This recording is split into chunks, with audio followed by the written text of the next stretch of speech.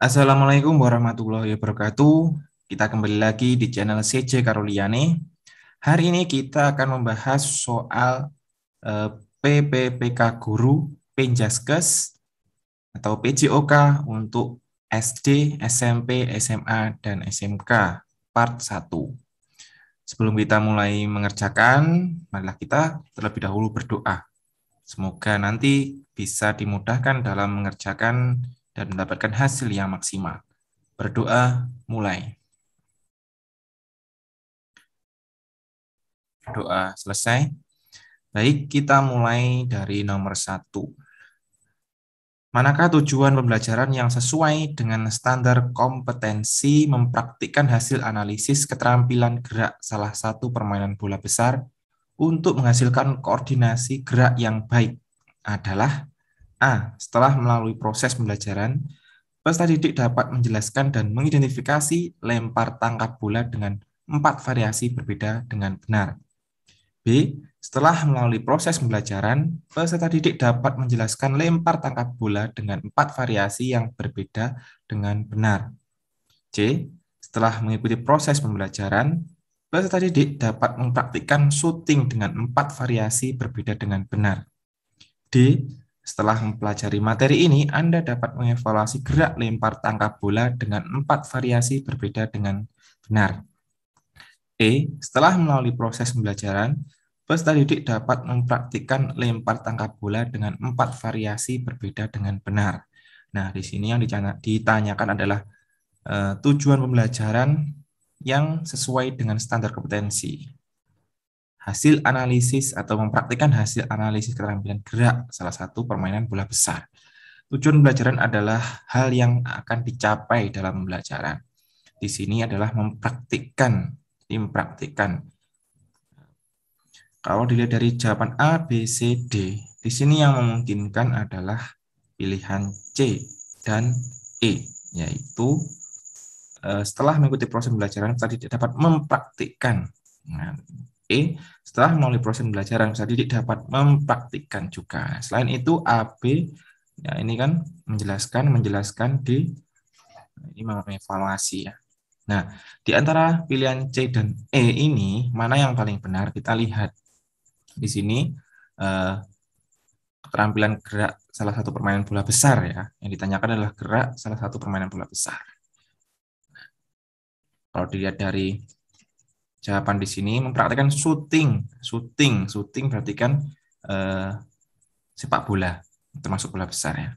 Kalau di sini, setelah melalui proses pembelajaran, peserta didik dapat mempraktikkan lempar tangkap bola. Nah, lempar tangkap bola ini adanya di bola kecil, yaitu bola kasti. Nah, dari kelima jawaban ini yang paling benar adalah jawaban C. Setelah mengikuti proses pembelajaran, peserta didik dapat mempraktikkan syuting dengan 4 variasi berbeda dengan benar. Oke ya. Kita lanjut ke nomor 2. Manakah rumusan indikator pencapaian kompetensi yang sesuai dengan standar kompetensi mempraktikkan hasil analisis keterampilan gerak salah satu permainan bola besar untuk menghasilkan koordinasi gerak yang baik? A. Menjelaskan dan mengidentifikasi lempar tangkap bola dengan 4 variasi berbeda dengan benar. B. Menjelaskan lempar tangkap bola dengan 4 variasi yang berbeda dengan benar. C. Mempraktikkan syuting dengan 4 variasi berbeda dengan benar. D. Mengevaluasi gerak lempar tangkap bola dengan 4 variasi berbeda secara benar. Dan E. Mempraktikkan lempar tangkap bola dengan 4 variasi berbeda dengan benar. Jadi di sini yang ditanyakan adalah rumusan indikator. Jadi untuk rumusan indikator, itu yang paling penting yang harus diperhatikan yaitu melakukan satu gerakan. Ya. Jadi di dalam indikator itu ada perlakuan, tapi di sini hanya satu gerakan, yaitu salah satu gerakan keterampilan gerak permainan bola besar. Nah, dari kelima ini yang mengandung bola besar terletak di mana? Ya, benar sekali. Di sini yang paling benar adalah C. Kenapa? Di sini hanya syuting, sedangkan yang lainnya mengidentifikasi, lempar tangkap, mengidentifikasi itu malah bukan praktikan ya. menjelaskan, ini menjelaskan evaluasi praktek. Di sini lempar tangkap bola, lempar dan menangkap. Jadi dua pekerjaan atau dua praktek. Jadi yang paling benar adalah C. Satu praktek syuting dengan 4 variasi berbeda. Oke, lanjut ke nomor 3. Perencanaan pembelajaran harus dilakukan oleh guru PJOK sebelum melaksanakan pembelajaran dengan mempertimbangkan materi, proses, sumber belajar, dan juga media pembelajaran.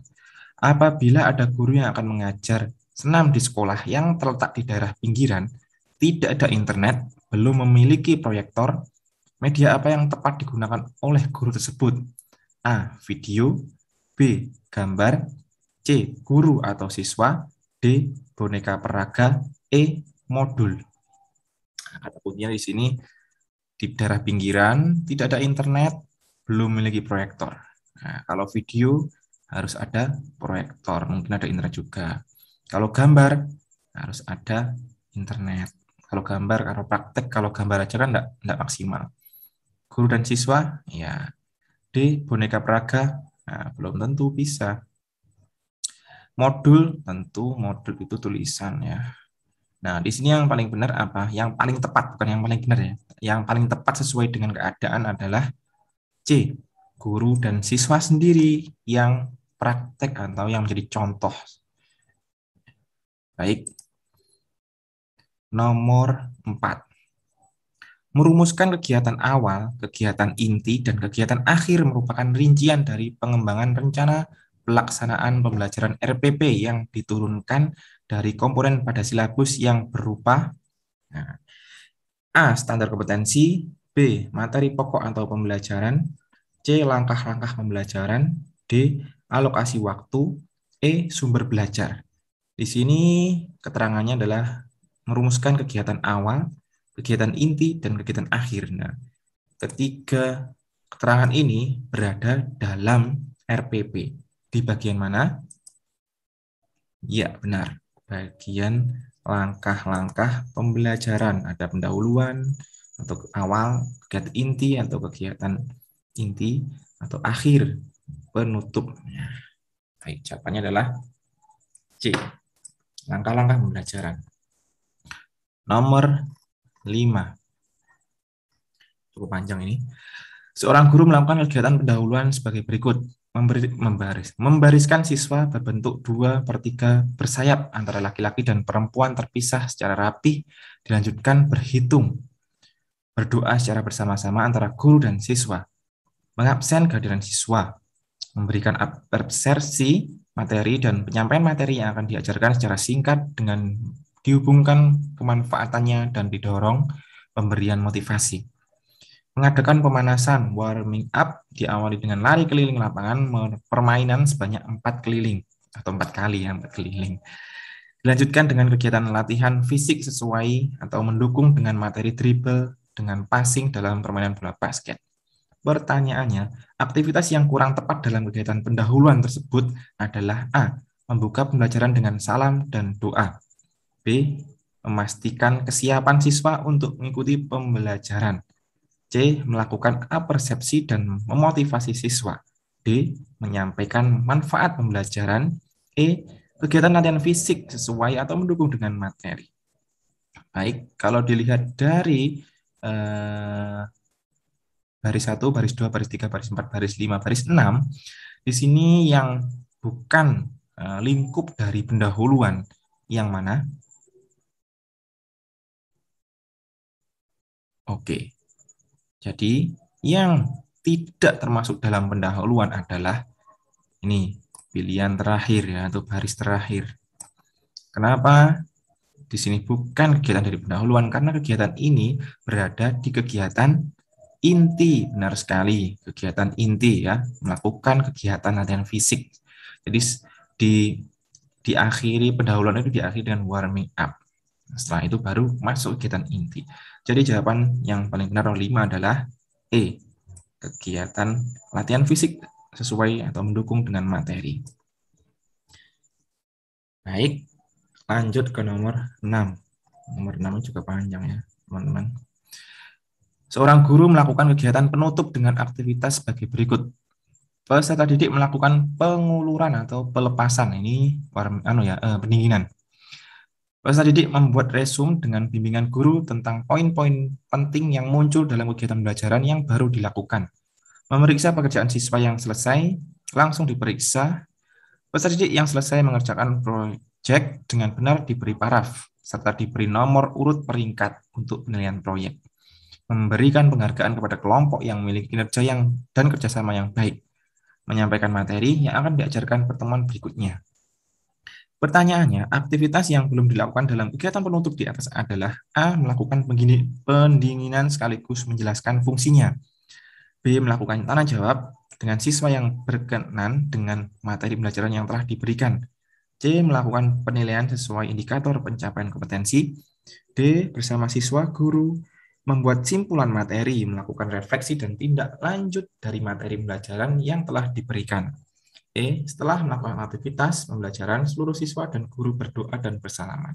Pertanyaan di sini adalah aktivitas yang belum dilakukan dalam kegiatan penutup. Nah, kita lihat satu persatu ya. Melakukan pendinginan, sudah ada. Melakukan tanya jawab. Nah, tanya jawab itu berada bukan di penutup atau kegiatan terakhir dalam pembelajaran, tapi di mana? Benar sekali, di inti. Kegiatan inti ya. Melakukan penilaian sesuai indikator pencapaian kompetensi. Nah, ini sudah penilaian, periksa dan nilai. Bersama siswa, guru membuat kesimpulan materi ini, poin-poin tadi. Dan yang terakhir adalah setelah melakukan aktivitas pembelajaran, seluruh siswa dan guru berdoa dan bersalaman. Nah, ini yang belum anak-anak. Ya, anak-anak, mohon maaf. Nah, teman-teman ya. Jadi jawaban yang benar adalah E. Diakhiri dengan melakukan doa guru dan siswa. Kemudian setelah itu diakhiri dengan bersalaman. Jadi jawabannya adalah E, nomor 6. Lanjut kita ke nomor 7. Dalam pelaksanaan proses pembelajaran, seorang guru PJOK memberikan hukuman kepada siswa yang salah dalam melakukan praktek lompat tinggi gaya menyamping. Dalam hal ini, sebenarnya guru PJOK telah memberikan umpan balik pada kategori A. Ekstrinsik, B. Intrinsik, C. Motivasional, D. Informasional, E. Reinforcement. Reinforcement ya. Baik. Jadi kita lihat dulu dari pengertiannya ya. Kalau intrinsik ini umpan balik yang berdasarkan dari luar. Jadi dari misalnya dari guru, dari teman. Nah, kalau intrinsik ini dari dalam diri sendiri. Melihat kemampuan sendiri, bagaimana bisa atau bagaimana mereka melaksanakan proses pembelajaran dengan baik atau sudah baik ataukah malah belum.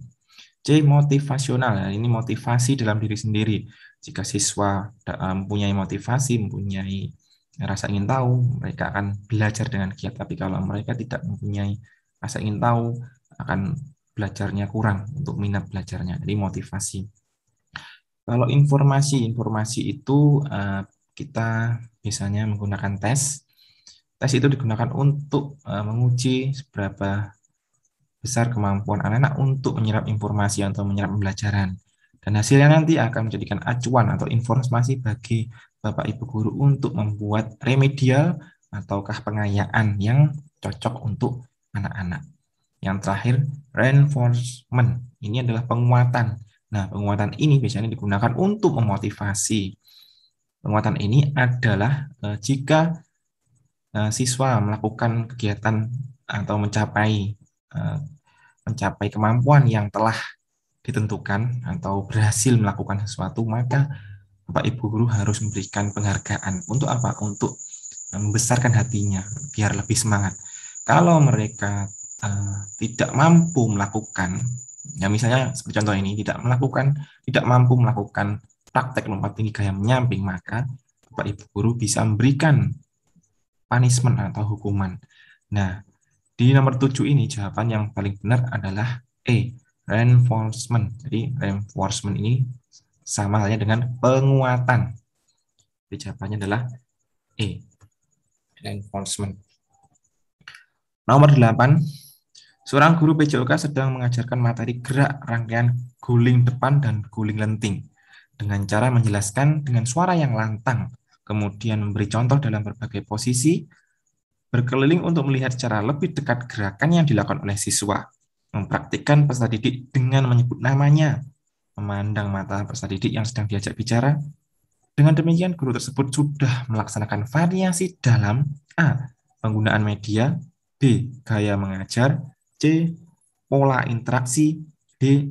Kegiatan siswa, E. Metode mengajar. Nah, di sini perlakuan-perlakuan ini adalah sebuah gaya mengajar ya, gaya mengajar yang guru itu membutuhkan kreativitas untuk melakukannya, butuh pengetahuan luas, butuh membaca lebih banyak hal-hal tentang eh, gaya mengajar atau cara mengajar. Nah, di sini cara mengajarnya luar biasa. Di guru itu benar-benar memberikan semaksimal mungkin kemampuan untuk mengajar. Jadi di sini jawaban yang paling benar adalah gaya belajar, gaya mengajar. Mohon maaf, gaya mengajar bukan gaya belajar. Kalau gaya belajar itu untuk siswa. Kalau untuk guru, gaya mengajar. Ya. Media itu grafik, nah, bukan ya. Pola interaksi itu hubungan timbal balik, nah, bukan. Kegiatan siswa, fokus pada kegiatan siswa, ini bukan. Metode mengajar adalah suatu teknik dan di sini tidak termasuk. Oke, jawaban yang paling benar adalah gaya mengajar guru. Nomor 9. Ini ya. Guru menerapkan aturan disiplin kelas. Peserta didik yang terlambat lebih dari 5 menit dihukum lari keliling lapangan sepak bola sebanyak 4 kali. Pengelolaan kelas ini menggunakan pendekatan A. Otoriter, B. Permisif, C. Modifikasi tingkah laku, D. Kelompok, E. Individual. Nah, ini adalah macam-macam pendekatan yang digunakan untuk mengajar. Nah, kalau dilihat dari keterangan di sini ya, jadi guru ini dilihat dari keterangan atau kalimatnya aja, di sini sudah jelas guru itu adalah tipe mengajar dengan otoriter, pendekatan otoriter ya. Tapi kita lihat dulu. Otoritas ya, ini otoriter. B, permisif. Permisif itu perjanjian, lakukan perjanjian dulu kalau kamu seperti itu. C, modifikasi tingkah laku. Nah, di sini guru memberikan pengalaman peserta didik untuk mengeksplor tapi dengan tingkah laku yang benar. Jika ada tingkah laku yang buruk atau negatif, maka guru tersebut akan segera mengingatkan atau memperbaiki. Kelompok. Nah, di sini guru membuat kelompok-kelompok yang di mana kelompok-kelompok tersebut belajar dan tetap menjaga kelompok-kelompok tersebut tetap bertingkah laku positif. Jika bertingkah laku negatif, maka guru harus mengingatkan. Individual, nah ini pendekatan individual ini pendekatan yang sangat satu persatu siswa sehingga dapat memaksimalkan kemampuan siswa. Oke, permisif tadi juga bisa dikatakan guru memberikan kesempatan siswa untuk belajar. Namun di sini guru hanya memberikan kenyamanan. Jadi silakan siswa belajar dengan cara apapun dan guru itu memastikan siswa nyaman dan dengan keadaan positif.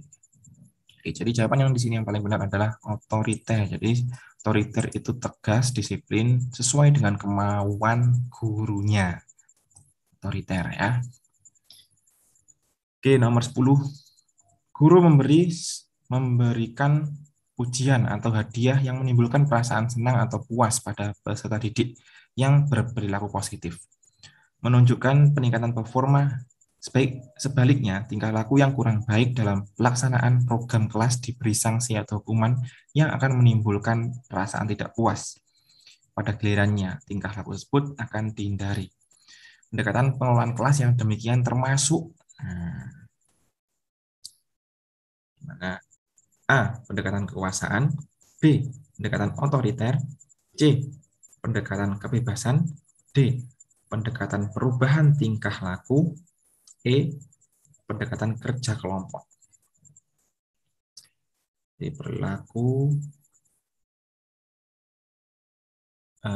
dipuji jika mereka melakukan pekerjaan positif atau berperilaku positif. Sebaliknya, jika mereka tidak berperilaku positif, tidak mengerjakan tugas, maka mereka akan mendapatkan hukuman. Nah, di sini pendekatan kelas yang demikian termasuk apa?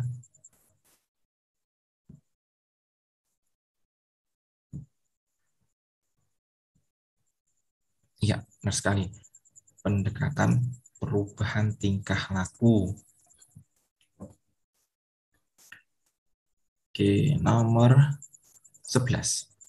Dalam melakukan penilaian tentang sikap fair play yang terjadi dalam suatu pertandingan dapat dirumuskan suatu tugas dengan kata kerja di bawah ini. A. Menyusun. B. Menghargai. C. Menganalisa ya ini. D. Bekerja sama. E. Mentoleransi. Nah, fair play ketika kita melihat suatu pertandingan itu hanya bisa kita lihat dan kita analisis ya. Kita lihat dan kita analisis apakah pertandingannya sudah fair play, apakah terjadi banyak pelanggaran atau tidak, itu kita analisis, kita lihat dan kita coba pahami yang terjadi di lapangan. Nah, di sini kata kerjanya harus kata kerja menyuruh, yaitu kata kerja menganalisis. Jadi jawaban yang paling benar dalam nomor 11 adalah menganalisis pertandingan. Apakah pertandingan itu sudah semua pemain sudah melakukan sikap fair play atau belum. Ya, kalau lain-lainnya ini kelihatannya masih kurang cocok ya untuk tanya nomor 11 jawabannya. Jadi yang paling benar adalah menganalisis pertandingan apakah sudah fair play atau belum. Nomor 11, 12 sekarang ya. Rubrik dapat digunakan untuk membantu peserta didik mengukur sejauh mana kompetensi yang dimiliki dan dapat digunakan sebagai bagian dari perbaikan pembelajaran. Salah satu tujuan rubrik seperti yang digunakan siswa tersebut bisa berfungsi untuk A. Memotivasi, B. Menghakimi, C. Menentukan peringkat, D. Kelengkapan administrasi, E. Syarat sertifikasi. Nah, rubrik penilaian itu adalah sebuah kalimat-kalimat yang akan diujikan atau yang akan dilakukan siswa. Nah, jika itu Bapak Ibu bagikan kepada siswa, siswa akan mampu mengukur apakah saya sudah bisa atau saya sudah siap belum dengan rubrik itu. Dengan begitu, anak-anak akan termotivasi untuk melakukan sesuai dengan rubrik penilaian. Sehingga jawaban nomor 12 yang paling benar adalah memotivasi siswa untuk apa? Untuk bisa mencapai rubrik penilaian tersebut. Oke ya. A untuk B, C, D, E ini jawabannya salah semuanya. Yang paling benar adalah A, memotivasi siswa. Nomor 13. Guru akan mengelompokkan siswa berdasarkan kemampuan keterampilan motoriknya. Untuk itu guru dapat melakukan apa ini ya? Melakukan dorongan menggunakan jadi ini guru mau mengelompokkan kemampuan berdasarkan keterampilan motorik. Apa yang dilakukan guru? A. Dengan menggunakan penilaian rubrik, dengan menggunakan tes tulis, C. Tes komputer, D. Tes keterampilan dan pengukuran, E. Tes lisan. Nah, di sini yang tujuannya adalah kemampuan keterampilan yang akan dinilai atau yang menjadi fokusnya. Jadi di sini rubrik ini adalah sebuah kalimat, ini bukan tes tulis, ini kognitif bukan keterampilan. Tes komputer ini kognitif. Tes keterampilan dan pengukuran, ya benar sekali. Kita tunggu dulu di jawaban nomor B. Tes lisan ini kognitif. Jadi di sini guru tersebut bisa menggunakan tes tes keterampilan dan pengukuran, mohon maaf. Jadi jawabannya adalah D. Tes keterampilan dan pengukuran. Ini yang paling tepat untuk mengelompokkan siswa dari segi kemampuan keterampilan motoriknya. Contohnya apa keterampilan itu? Iya, berlari zigzag, menggiring bola dengan zigzag, lari bolak-balik, dan lain sebagainya. Nomor 14. Ketika guru melakukan penilaian dengan memberikan cara siswa melakukan penilaian diri sendiri dalam proses pembelajaran, maka hal tersebut memenuhi salah satu prinsip. A. Penilaian untuk pembelajaran. B. Penilaian hasil pembelajaran. C. Evaluasi. D. Pembelajaran. E. Penilaian rapor. Guru memberikan kesempatan siswa untuk melakukan penilaian diri sendiri, jadi menilai diri sendiri. Di sini proses pembelajaran ini termasuk prinsip apa? A. Penilaian pembelajaran. Penilaian untuk pembelajaran ini, nilai adalah untuk pembelajaran. Ini yang paling cocok. Kenapa? Karena siswa menilai diri sendiri. Dan bagaimana siswa menilai itu juga termasuk kejujuran pembelajaran. Kemudian setelah mengetahui kemampuannya, siswa tersebut akan melakukan perbaikan, didorong dari hasil temuannya sendiri. Jadi di sini jawaban yang paling tepat adalah A. Penilaian untuk pembelajarannya sendiri.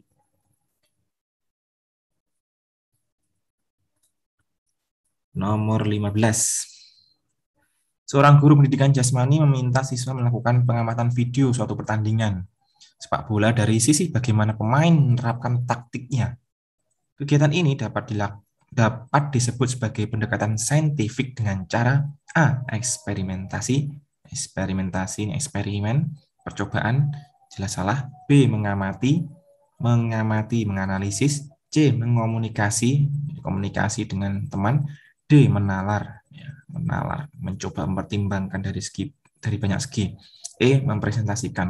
Jadi sini yang paling benar adalah menganalisis suatu pertandingan, yaitu mengamati sebuah video pertandingan. Itu yang paling benar ya, jawabannya B. Mengamati. Nomor 16. Guru yang menugaskan siswa untuk membentuk tim dengan identitas tim, nama tim, susunan pemain, desain seragam, dapat dikatakan menggunakan pendekatan pembelajaran kooperatif dengan tujuan di bawah ini, kecuali A. Belajar akademik. B. Penerimaan terhadap keragaman. C. Pengembangan keterampilan olahraga. D. Pengembangan keterampilan sosial. E. Pengembangan kemampuan penyelesaian masalah. Di sini kecuali ya. Mana yang paling benar, teman-teman? Akademik, penerimaan terhadap keragaman, atau C. Pengembangan keterampilan olahraga. D. Pengembangan keterampilan sosial. E. Pengembangan kemampuan penyelesaian masalah. Kita analisis bersama. E. Pengembangan kemampuan menyelesaikan masalah. Benar, karena mereka dengan tim. Jadi harus bisa menyelesaikan masalah tim. Pengembangan keterampilan sosial, keterampilan komunikasi antara satu dengan yang lainnya. Pengembangan keterampilan olahraga, nah, ini belum tentu. Penerimaan terhadap keragaman, karena setiap tim pemainnya berbeda, mempunyai kemampuan yang berbeda. Belajar akademik jelas di sini pembelajaran ya, jadi belajar akademik. Nah, di kelima pilihan ini yang paling benar adalah C. Jadi di sini ya yang kecuali atau keterampilan yang ada di dalam perintah guru tadi. Jadi di sini masih belum bermain ya, di sini masih belum bermain, masih melakukan pemilihan atau persiapan. Jadi di sini belum melakukan keterampilan olahraga. Oke, jawabannya C nomor 16. 17. Dalam pembelajaran lempar lembing, guru memberikan handout tentang teknik melakukannya. Handout itu bisa berupa buku, bisa berupa lembaran-lembaran. Siswa mempelajari dan mempraktikkan sendiri keterampilannya. Gaya mengajar tersebut termasuk gaya mengajar. A. Komando. B. Timbal balik. C. Alat bantu. D. Inisiasi siswa. E. Konvergen.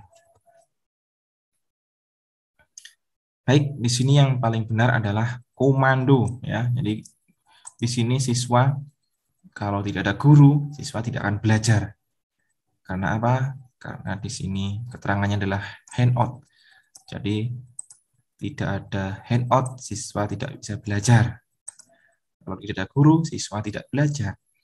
Guru harus memberikan sesuatu pada siswa sehingga siswa bisa melakukan sesuatu yang diperintahkan guru. Jadi siswa ini akan mempraktikkan apa saja yang diberikan oleh guru. Oke, jadi jawaban nomor 17 adalah komando dari guru. Baik. Lanjut nomor 18. Dalam pembelajaran pendidikan jasmani, guru membawa miniatur lapangan sepak bola. Hal ini sebagai upaya guru untuk memberikan pengalaman yang lebih konkret kepada siswa-siswa yang tidak pernah mengalami secara langsung seperti apa lapangan tersebut sesungguhnya. Tersebut ini lapangan sepak bola ya. Miniatur lapangan sepak bola adalah media dalam bentuk A. Objek nyata, B. Model, C. Kunjungan ke lapangan, D. Materi cetak, E. Audiovisual. Jadi di sini guru membawa lapangan, miniatur lapangan yang mungkin terbuat dari styrofoam atau lainnya ya, dari plastik mungkin. Di sini yang paling benar adalah mana? Kalau objek nyata ini nyata, yang sebenarnya realita dibawa ke lapangan. Kalau model ini miniatur. C. Kunjungan ke lapangan, langsung terjun ke lapangan. Materi cetak, materi adalah sebuah gambar. Sebenarnya ini miniatur, jadi bukan. Audiovisual adalah video yang menampilkan gambar dan suara. Di sini yang paling benar adalah model. Model itu adalah tiruan. Contohnya miniatur lapangan sepak bola, miniatur bumi kalau di PS yaitu global. Atau IPA ya. PS IPA ada. Oke, jadi jawaban yang paling benar adalah model B.